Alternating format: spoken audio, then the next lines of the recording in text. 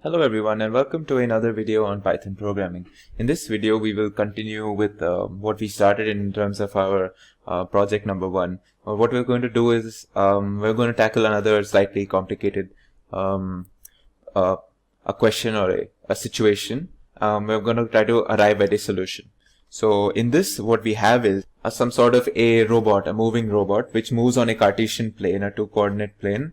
Is going to move in terms of up, down, left and right. Okay, and each time it moves up or down or left or right, it takes a certain number of steps in that direction. Integral steps, of course. So what we need to do is from its starting position, whatever its starting position is, which we're going to take as 0, 0 in this example, we're going to make it move to a particular location with the commands up, down, left and right, followed by certain steps. And we're going to what we're going to do is we're going to calculate the distance between these 2 points. And we're going to calculate different types of distances. So you might be introduced to new concepts, new distance concepts in this video as well. So what we're going to be using for distance calculation is the Minkowski distance. And that is, we're going to take, so the Minkowski distance between two variables is basically the absolute difference between these two variables, so these 2 points, and we take it to the power of something. So if we want to say calculate the Minkowski distance with, in terms the quadratic Minkowski distance with basically p2, so we are going to do xi minus yi, absolute difference to the power 2, and then we're going to take the second root of it after summing each and every point. So when we take p is equal to 2, we say the Minkowski distance behaves like the Euclidean distance, and this is probably one of the most common distances in case you've done basic Cartesian geometry. When you're asked to find the distance between 2 points on a plane, we can also take the absolute distance where we take p is equal to 1. So in this case we're just basically summing the absolute distances between each point. No roots, no powers, nothing. Basically p is equal to 1, and we call that the Manhattan distance. So we're going to take p is equal to 1, 2 and 3 in each case, and we're going to find the distance between 2 points based on these measures. So this is just a visual representation. This is basically the Euclidean distance, is basically the estimate of the value between these 2 points. If since this is a 2-coordinate system, whereas the Manhattan distance would be the absolute distance in terms of if we go up and then we go right between these two, like say if this was and this was another point. So yeah, let's move on to the problem. In this particular example, we're going to start from the starting position 0 and 0 on a graph. And we are going to give the commands of up 5, down 3, left 3 and right 2. So first of all, what we want to do is we initialize the starting position as 0 and 0. And we also, just for the sake of this example, we initialize the end position as 0 and 0. So what we're going to do first of all is, let's execute this much. Now we have this list of tuples. We're going to call this actions, and this is the actions that we're performing. So each tuple contains an action and the number of steps in that direction. So it contains 4 actions: up by 5 steps, down by 3 steps, left by 3 steps, right by 2 steps.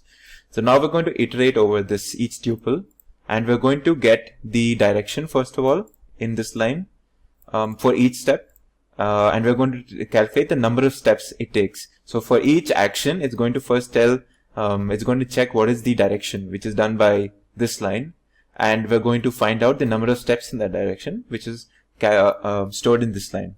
So once you've gotten this, for each action we have to update the end position, right? So what happens is, if you go up by a particular direction, so you are basically changing the y-axis, right? The y-axis. So we're going to change end position and the first index, which is basically this part of the end position coordinate point.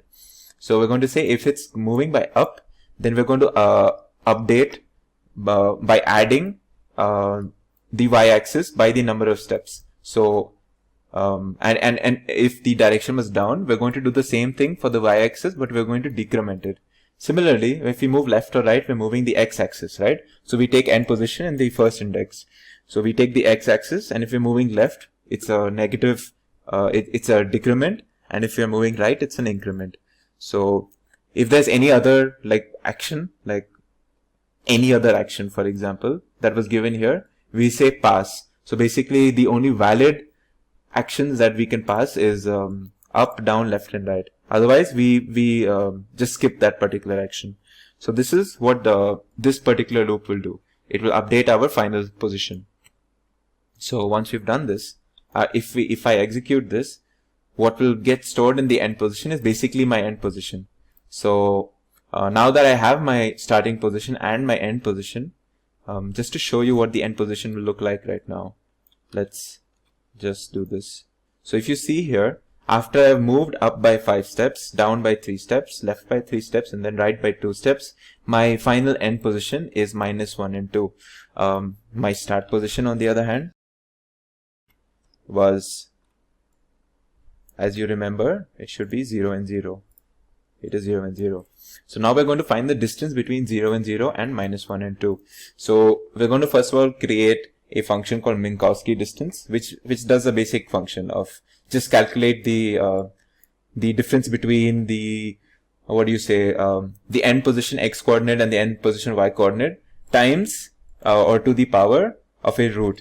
And we're basically going to do this operation that you saw here. We're going to do this, and we're going to use this root variable to specify to like p is equal to 1, 2, or 3, like what p value we want to take for this Minkowski distance.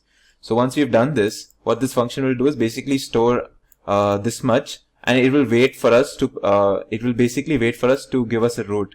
So when we give root 1, it will create these, it will check the distance between the end and the starting points with the p value of 1. If we gave it 2, it will calculate Euclidean distance with p value 2.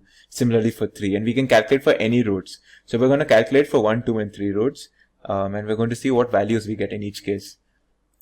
So when root is equal to 1, I print a statement saying Minkowski distance with root 1 is something, and then root 2 is something, root 3 is something. Let's see what results we get.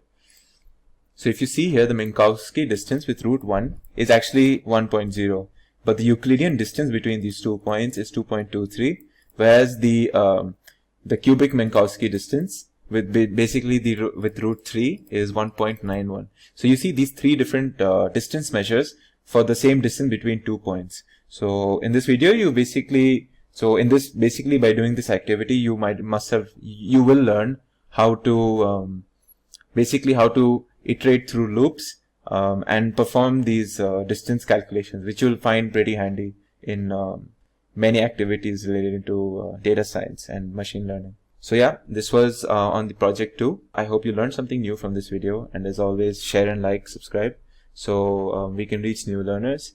And as always, thank you for watching, and I hope to see you in the next video.